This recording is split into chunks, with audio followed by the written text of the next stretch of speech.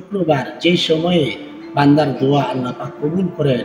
আসসালামু আলাইকুম ওয়া রাহমাতুল্লাহি ওয়া বারাকাতুহু। সম্মানিত ঈমানদার মুসলমান ভাই বোনেরা, আজ আমরা জেনে নেব শুক্রবার যে সময়ে বান্দার দোয়া আল্লাহ পাক কবুল করেন। বান্দা যা চায় আল্লাহ পাক আল্লাহর পক্ষ থেকে বান্দাকে দিয়ে দেন, সেই সময় সম্পর্কে আজকে আমরা জেনে নেব। দেখুন, মুসলমানের ১ নম্বর হাতিয়ার হলো দোয়া।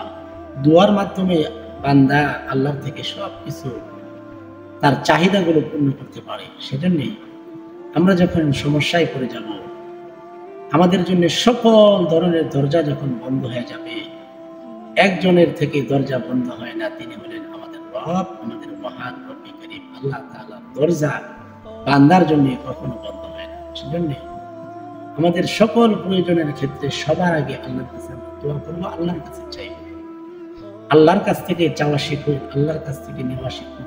তাহলে আপনার জীবনে বারাকা আসবে, আপনার জীবনে সুখ আসবে, আপনার জীবনে শান্তি আসবে ইনশাআল্লাহ। আল্লাহর থেকে আমরা কখনো বিমুখ হব না। সবার আগে যার কাছে চাইব তিনি হলেন আমাদের রব আল্লাহ তাআলা। আল্লাহর কাছে চাইব। এবার আসুন, আমরা শুক্রবার দিন যে সময় দোয়া কবুল হয়, আল্লাহ রাসূল সাল্লাল্লাহু আলাইহি ওয়াসাল্লাম বলেন, জুমার দিন আসরের পর থেকে অর্থাৎ উবাইলে মাগরিবের পূর্ব মুহূর্ত অর্থাৎ সূর্য ডুবার আগেই যদি কোনো বান্দা আল্লাহর কাছে দোয়া করে, আল্লাহর কাছে চায়, রাসূলুল্লাহ সাল্লাল্লাহু আলাইহি ওয়াসাল্লাম বলেন ওই সময় দোয়া করলে আল্লাহ পাক বান্দার দোয়া কবুল করেন।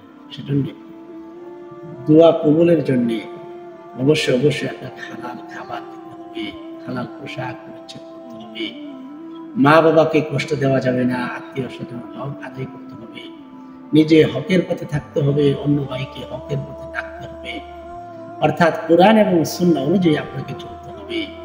এবং দোয়া কবুলের ব্যাপারে তাড়াহুড়া করা যাবে না, আল্লাহর উপর আত্মবিশ্বাস রেখে আল্লাহর কাছে চাইতে হবে।